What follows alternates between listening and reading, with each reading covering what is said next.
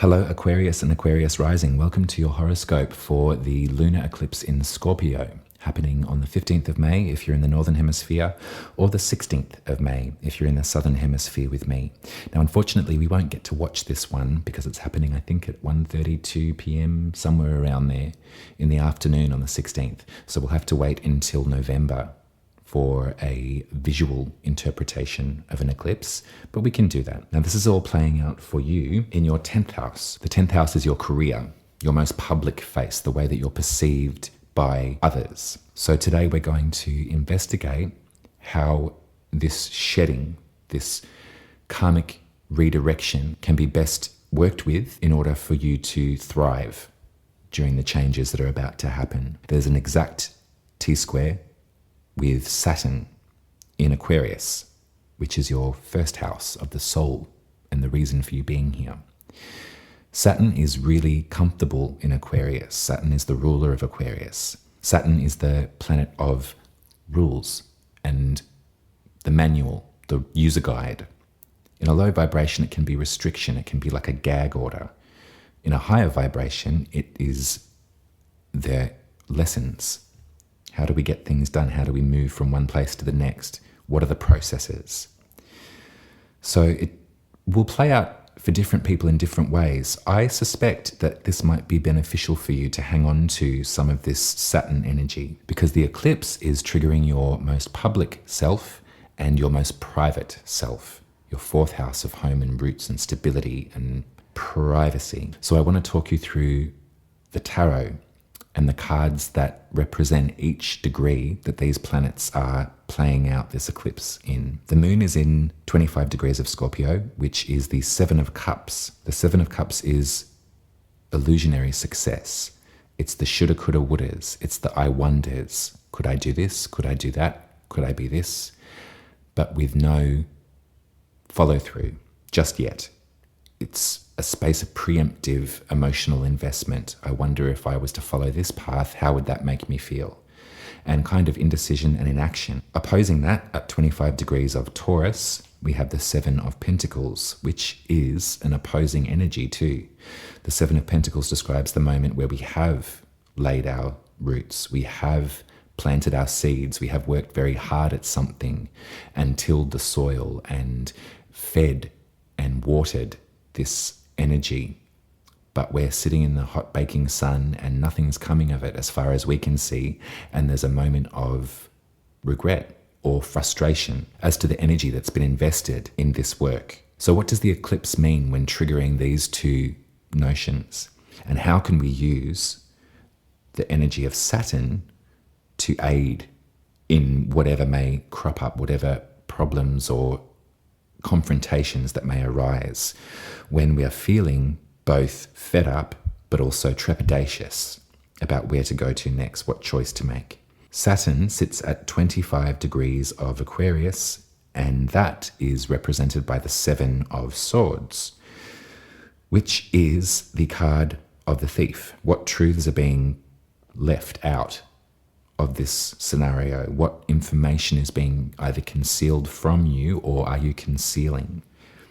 I would suspect that it might be what you're concealing. What aren't you telling? What aren't you giving away? What do you feel bound by in this way? It's your first house and your ruler's there. Things should be positive and constructive, but what are you leaving out? What needs to be communicated in order to work with this transformative stage of life that you're going through and will continue to go through until about July 2023, when the nodal axis shifts and we experience eclipses in different signs. So in addition to these three tarot cards that I've just described to you, they're the points in the sky, the universal energies that we all may be exploring and feeling during this eclipse. I've also pulled three private tarot cards for Aquarians only to try and extend and extrapolate on this idea and how we can find some answers. So for you, I got the Six of Pentacles, I got the Page of Cups, and I got the Strength card.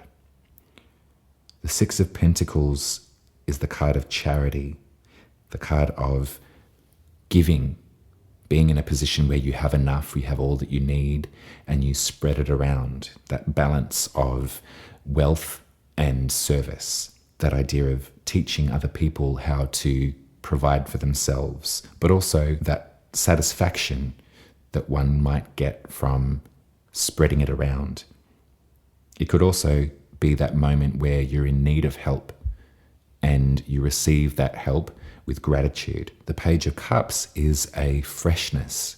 It's a vulnerable, juvenile, emotional beginning.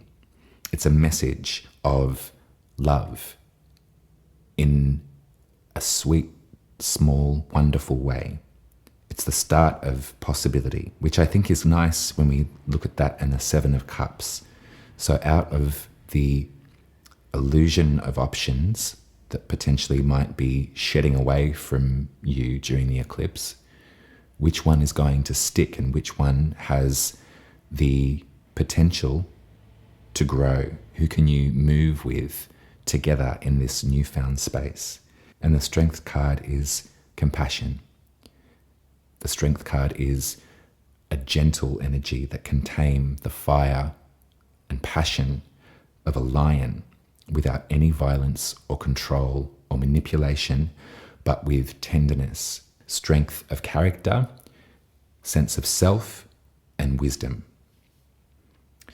So that's really beautiful for you, Aquarius. And this is a lovely 3-card spread that will help you roll with what's happening at home, what's happening in your private life, your family, your ancestry, your roots.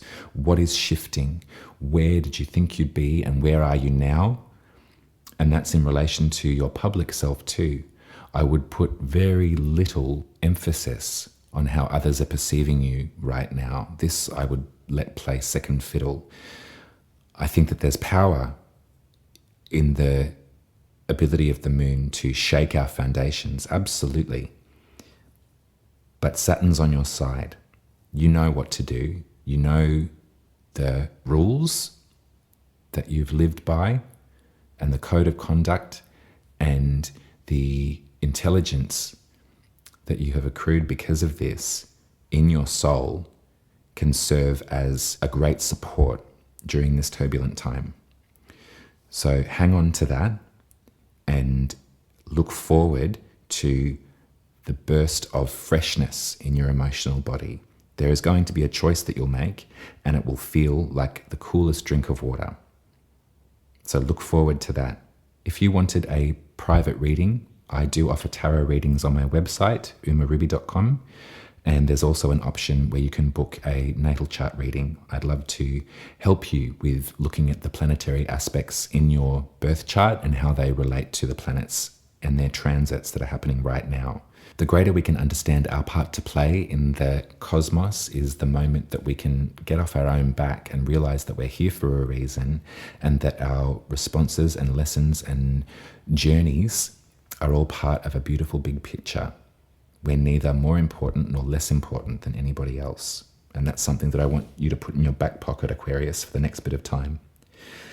All my very best for this eclipse. Take care. I'll be with you in 2 weeks and we can discuss the possibility of manifestation as we approach the new moon in Gemini. And so that will be an activation in your creative self, your heart-led space, your inner child, your cosmic child might need some work and attention. And this is a place where we can manifest the possibilities of change for a freshness and a vivacity for you. So take care, Aquarius, and I'll speak to you soon. All my love.